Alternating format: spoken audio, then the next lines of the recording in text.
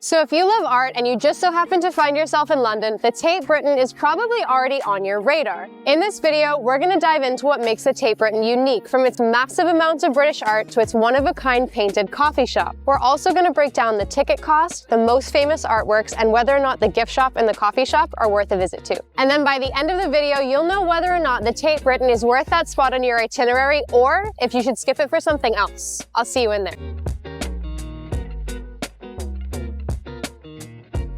So the first thing that catches my eye is actually the ceiling. It's the first thing you see when you walk in, and it almost makes me feel like you're in a castle or something. I love it. And I think that the window panes are different colors because they're old, but I like to think it's on purpose because it looks like they painted them because it's a museum. Now, the building is beautiful and everything, but there's one really cool thing this museum does with its art. They curate everything by time, and curate basically means just how artwork is organized and set up.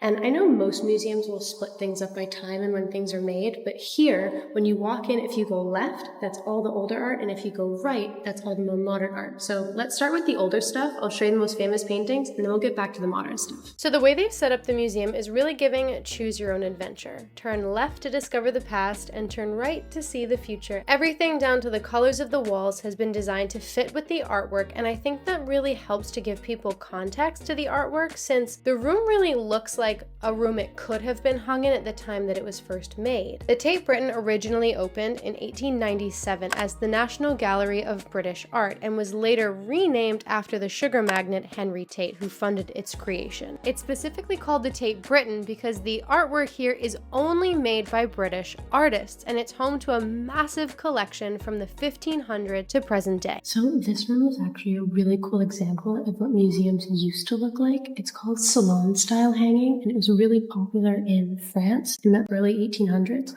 And it stopped being popular towards the end of that century, when art style started changing and being a little bit more creative rather than making everything look like this and photorealistic.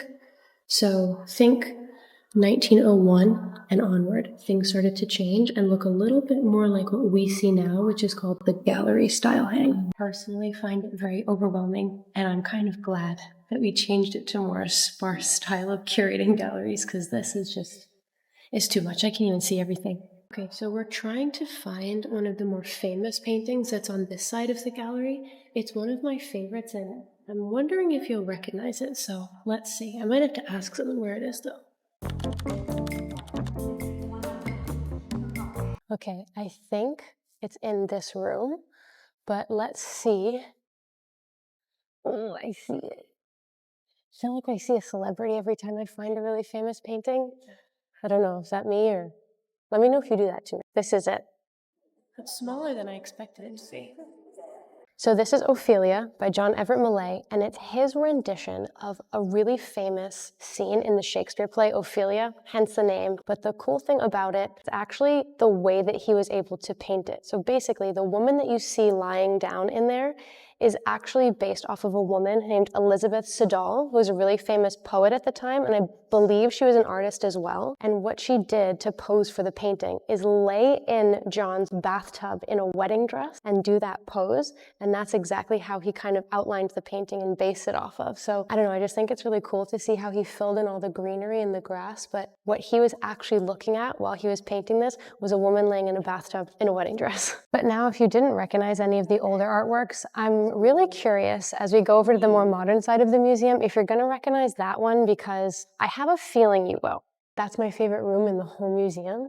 Okay, basically, so the two artists that are in here are Francis Bacon and Henry Moore. Francis Bacon is one of my favorite surrealist artists. He's probably one of my favorites just in general. I really like the energy in his work, how it's almost creepy, but it's not. Like, it doesn't freak me out, but it's still a bit kind of vibe.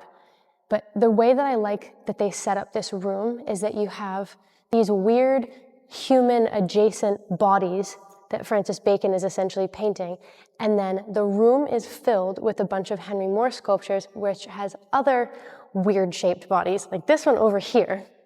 Like, this kind of looks like a woman, maybe, but I don't think I personally have ever seen a woman shaped this way. but it looks really cool because it almost looks like one of the creatures that have come out of one of these paintings and then is now just like sitting on a podium in the room. So it's like they've all come alive. I just think this room is curated really cool. Very satisfying. Okay, so this is it. Before I tell you the name, do you recognize it? It's David Hockney's A Bigger Splash, and I think it's safe to say that this is probably one of the most recognizable paintings in the world, and especially his series. This is from the Pool series that he painted in LA. And the thing with David Hockney is he's a pop artist, but he's so influential in the world of art history because what he basically did is take a bunch of different art styles and squish them together to make his own. And as simple, you could say, as this might look to us now, at the time, if you put it into context, it was actually a very big deal. It was very different. He was painting at the same time of people like Andy Warhol, for example. So it's really cool to see it in the flesh, knowing that this painting had such a big impact on the world when it's literally just paint on a canvas. But it did, it's cool. I mean, that's why I love art. Well, it's funny looking at this one because after just looking at the David Hockney painting, you have this palm tree out there and these cars, and it kind of makes me think of the Pacific Coast Highway or whatever that road is in LA that goes all up and down the coast of California. So this makes me think like this is Francis Bacon's backyard that he's painting in LA, whereas the David Hockney one is what David has in his backyard. I think that's kind of cool to see them one after the other. And that's also just a really interesting thing to think about, that like if I hadn't seen David Hockney's one first, I might not think that about this painting. And that's why curation in art can really impact what you think, and it's so important because it can really tell a story and connect things, even if the paintings actually maybe don't have anything to do with each other. Now it's time to find arguably the best part without coming to a museum, the gift shop. Now, I'm a harsh critic on a gift shop, and I rate it based off of 3 things: the postcard selection, the book selection, and how creative the other items are. I don't want to just see the Mona Lisa on a pair of socks. Give me something else. Give me the goods. What's the art selection of things that aren't so obvious that you can find? I love discovering something. Let's go find the postcards first. So far, so good. I say there's a decent selection here. And I like that a lot of the paintings that I see on the postcards, they're ones that I recognize, but then there's also some more niche ones that they have at the museum that might not be the heavy hitters like Ophelia and A Big Splash. And they have some that are sculptures too. I feel like a lot of museums forget that we don't just want one painting, like you might really like a sculpture. So that's a cool option too. I'll give them 2 thumbs up. Okay, first things first, the selection that they have, 10 out of 10. There's a whole wall of books. There's stacks in between. I can already see a couple that I either have or I want. I actually have this one at home. Another great thing that I like about the book selection that they have is the different categories. They have art history and artists, but then they also have culture and ideas, art techniques, and photography. So they have like creative adjacent. So it's almost like a mini bookstore. Like this is very good. Oh, but the other test is kids' books. I arguably like kids' books more than adult books because they're more creative and they're fun. These are the kind of kids' books that I like the most. It's a children's picture, or this is an activity book, but like children's picture books that are about a specific artist, not just like them making art, but they actually can learn about Turner's paintings and then make their own. So they're learning to look at paintings. It's good for their mind. It's good for like their development to learn something educational creatively. And this museum is quite well known for having a lot of his paintings. Okay, so on to creative items. This is the stuff that I kind of more expect to see. And don't get me wrong, it's cool. I could totally see someone wearing it, but it's a bit obvious. But what's not obvious is stuff like this. Tate actually has their own coffee, which I didn't know, and I think that's so cool. Oh, and they have their own chocolate as well. This is the kind of stuff I'm talking about. It's creative. And I also noticed that down here, they have coffee cups that look like there's paint on it. This is the kind of stuff we want to see at a museum gift shop. Something that's about art, but it isn't just like, I wish you were here postcard. That's obvious, you can get one everywhere. This is something you can't get everywhere, and it's perfectly fitted in a museum gift shop, and it kind of will allow you to like have a little bit of art in your life without it being obvious. I love it. I want one. I might have to buy one. Now we're gonna go check out one of my favorite features in the whole museum. It's downstairs, and the first time I ever saw it, I walked in and I literally stopped dead in my tracks. I was so excited that they had it because I had no idea. It's just in there.